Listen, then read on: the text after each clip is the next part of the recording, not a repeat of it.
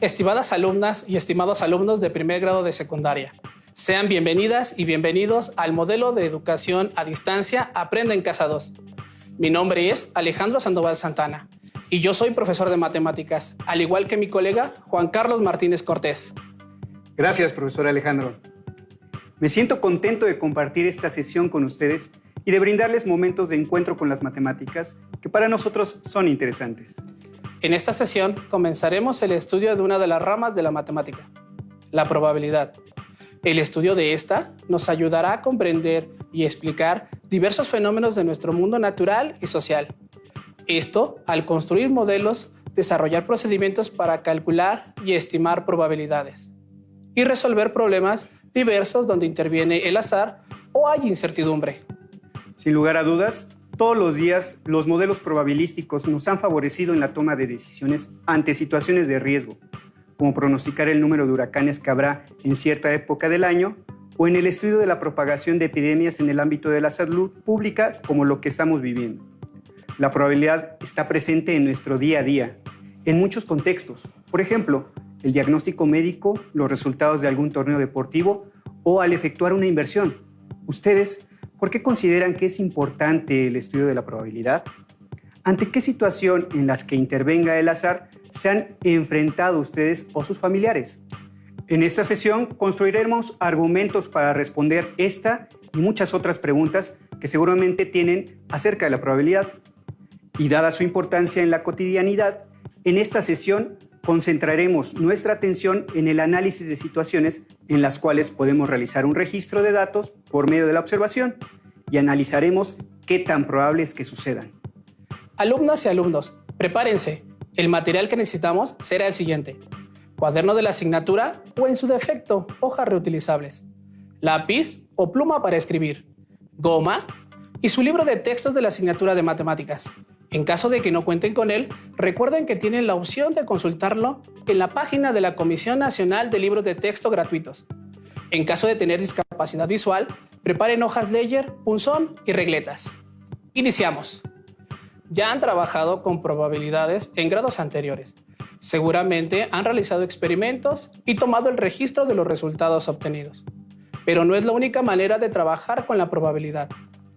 Por ejemplo, si una persona que se dedica a vender agua de frutas desea expandir su negocio y ampliar la variedad, para decidir los nuevos sabores puede recurrir a realizar una encuesta, pues es una técnica eficaz para elegir el sabor del agua con el que pueda obtener más ventas, ya que está tomando en cuenta la opinión de los clientes.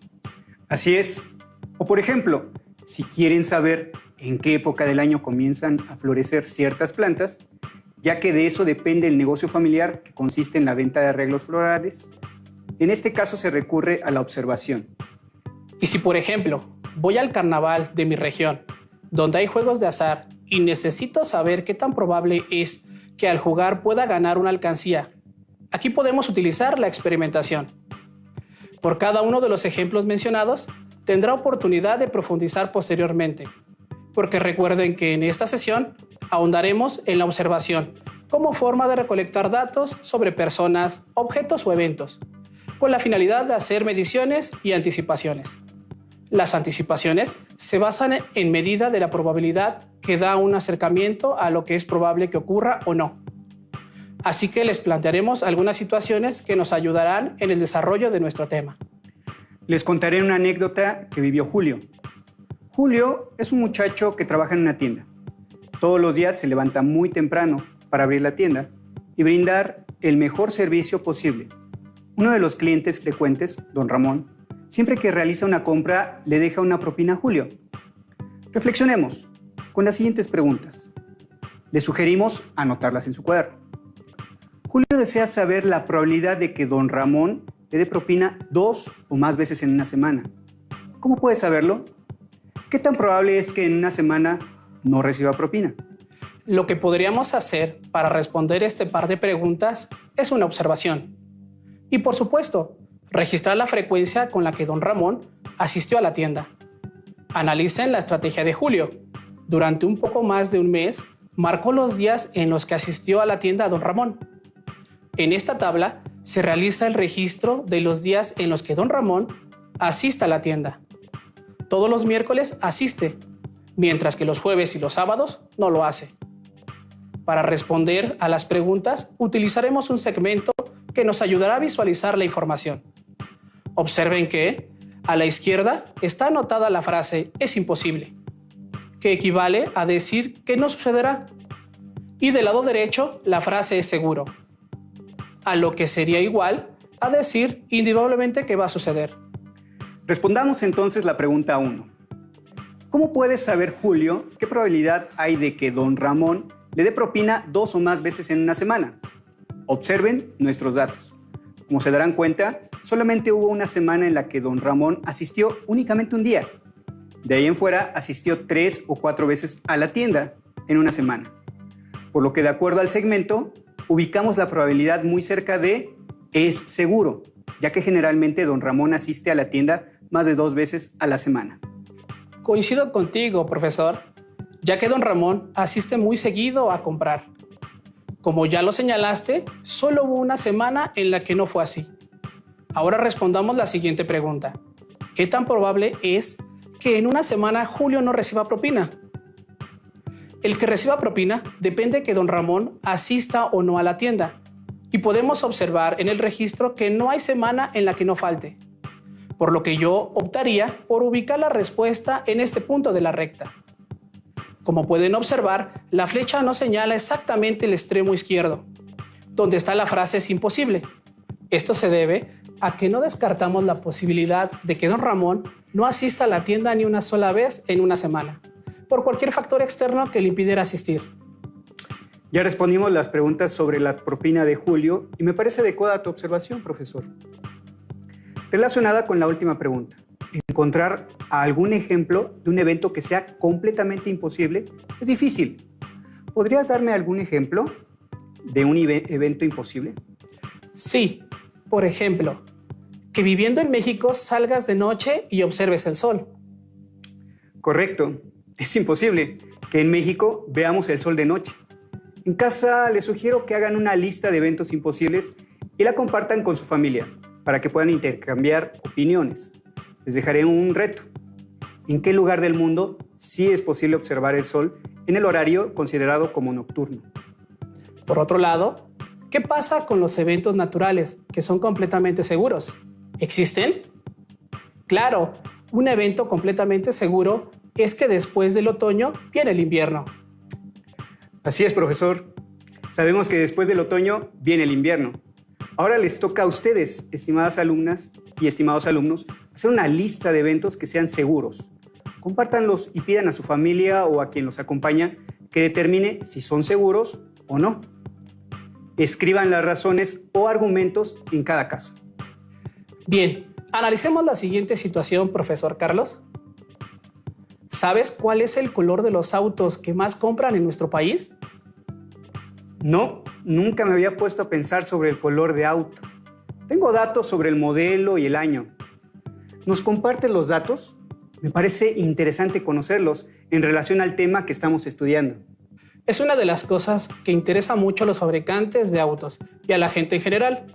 Según el 67º Informe Global de Popularidad de Color en Automoción de Asalta, en el que informó que el color blanco ha sido el más elegido por los compradores de unidades nuevas.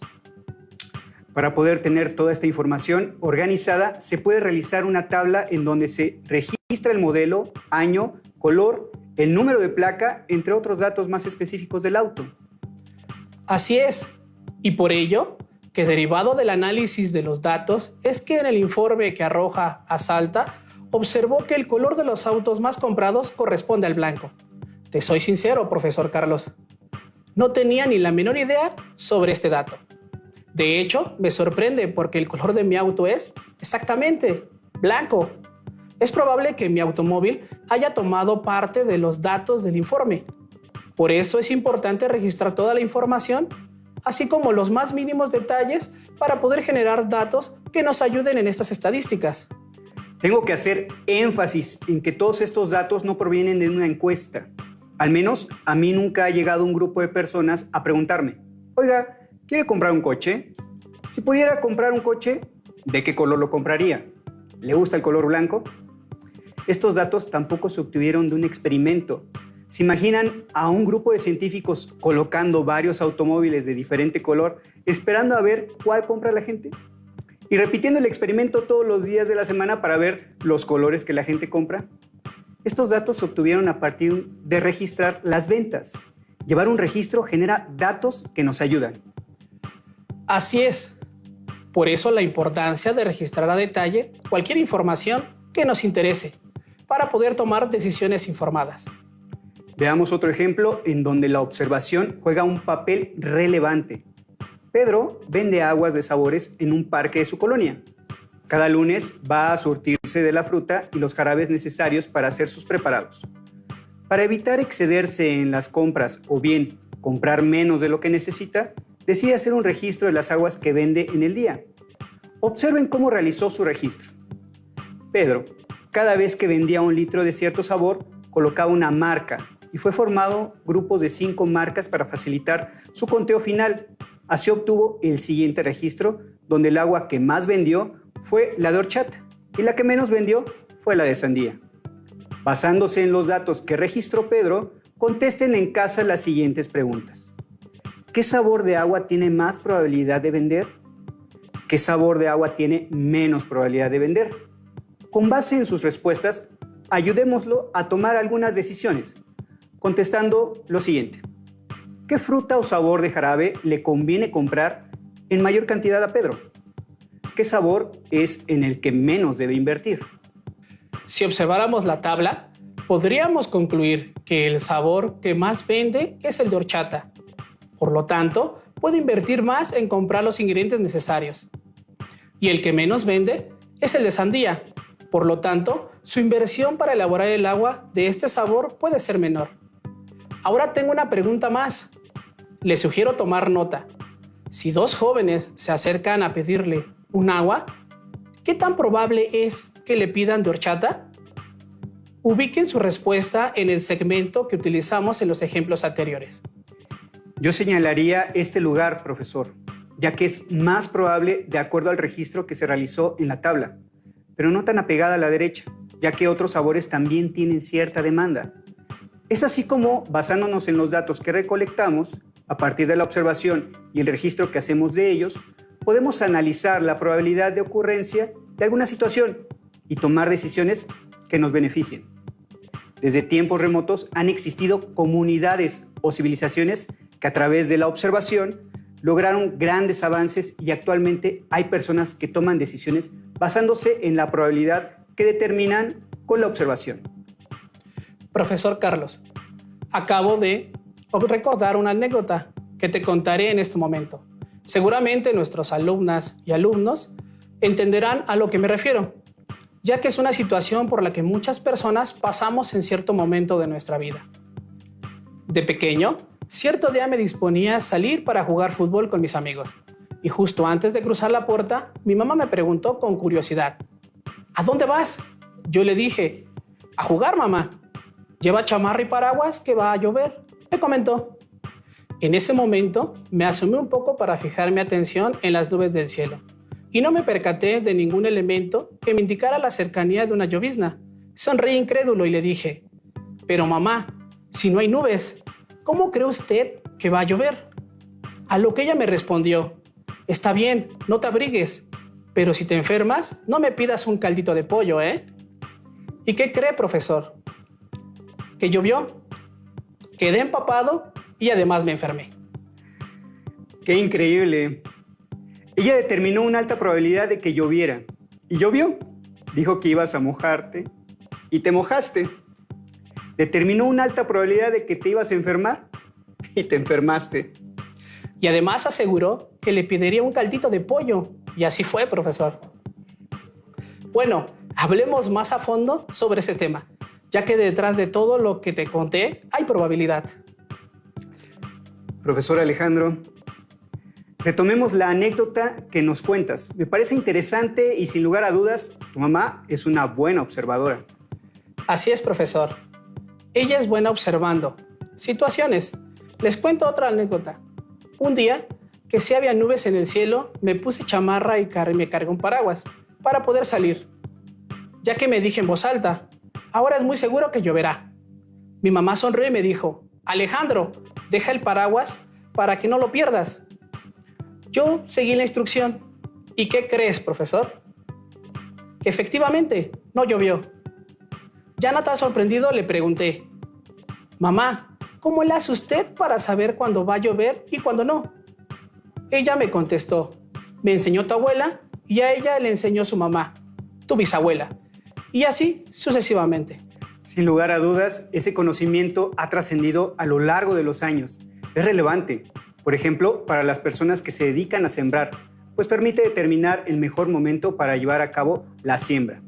Me pregunto, ¿qué elementos tomó en cuenta tu mamá y sus ancestros cuando observaban los fenómenos de la naturaleza?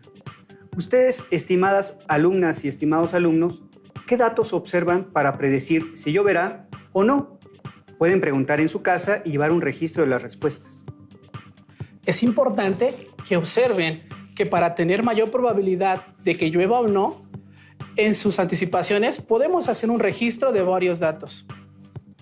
Profesor, ¿qué le parece si anotamos cada uno de los datos que podríamos tomar en cuenta y así poder registrar lo que vamos recabando? En casa también pueden llevar su registro. Por ejemplo, yo observaría el color de las nubes y el color del cielo. Yo me fijaría en el mes en que llueve y la cantidad de días transcurridos en una estación del año o en un mes determinado. Considero que también centraría mi atención en la trayectoria de las nubes con respecto a la dirección del viento. Muy bien, profesor. Otro aspecto que tomaría en cuenta sería el de observar si hay pájaros o animales alrededor, porque he notado que cuando llueve, ellos se refugian. Excelente. Yo tomaría en cuenta la temperatura y la humedad. Vaya, son bastantes. Podemos observar y analizar. Sería bueno organizarlos para estudiarlos mejor. Probablemente ustedes en casa ya conozcan un método para organizar datos de acuerdo al tipo de información. Si es numérica, es decir, datos cuantitativos, o bien datos cualitativos, que describen características o cualidades a las que no se les puede asignar un valor numérico. Correcto. De este lado, pondré un dato cuantitativo, que sería la cantidad de días transcurridos en una estación del año o en un mes determinado. Yo pondré datos cualitativos aquí, como el color del cielo y las nubes, junto con la fauna. Alumnas y alumnos, ¿cómo organizarían el resto? Registraré la temperatura de este lado, junto con la humedad y el rumbo del viento, ya que opino que son datos cualitativos. Podría ser, profesor, ya que si no tenemos los instrumentos tecnológicos necesarios que nos permite saber datos cuantitativos, entonces nuestro registro será cualitativo, porque solo podríamos dar una interpretación, como la de mucho, poco, alto y bajo. Pero como ya contamos con instrumentos como un termómetro para medir la temperatura, un higrómetro para medir la humedad y un anemómetro para calcular la velocidad y dirección del viento. Hoy en día tenemos la obligación de ubicarlos del otro lado, ya que entraría en la clasificación de los elementos cuantitativos. Si quieren conocer más sobre el clima, pueden acceder a la página del Servicio Meteorológico Nacional. Este organismo público de nuestro país nos proporciona información sobre el tiempo en cada región de México. Para esto, los especialistas realizan una serie de mediciones sobre la cantidad de lluvia, la temperatura, la presión atmosférica, entre muchas otras. Y ofrecen con una gran precisión predicciones del clima e incluso un reporte meteorológico para la agricultura, que les puede resultar muy útil a las personas que se dedican a sembrar, o al tránsito aéreo, o a nosotros mismos, para que podamos realizar nuestras actividades previendo algún contratiempo ocasionado por el clima. Me parece interesante el estudio de la probabilidad, ya que podemos entender un poco más el mundo que nos rodea, además de aportar información importante para el estudio de otras ciencias, por ejemplo, la geografía, la meteorología, la física, la biología o la química. Es verdad, podríamos hablar de temas que tienen una estrecha relación con la probabilidad, tales como el efecto mariposa, el gato de Schrödinger o incluso en el diseño de las redes sociales. Esto es solo el inicio y, como dice el dicho, paso a paso se anda lejos. Así que yo les sugiero que comiencen consultando en su libro de texto el tema de probabilidad. En caso de que no cuenten con su libro, recuerden que pueden consultarlo directamente en la página de la Comisión Nacional de Libros de Texto Gratuitos. Y si lo desean, pueden volver a ver esta sesión. Profesor Carlos, ¿qué tan probable es que la sesión ya se haya terminado? Pues es completamente probable. Así es, llegamos al final. Pero fue un gusto acompañarlos en este viaje de conocimiento por el mundo de las matemáticas. No dejen de ver la próxima aventura de Aprende en Casa 2. Hasta luego.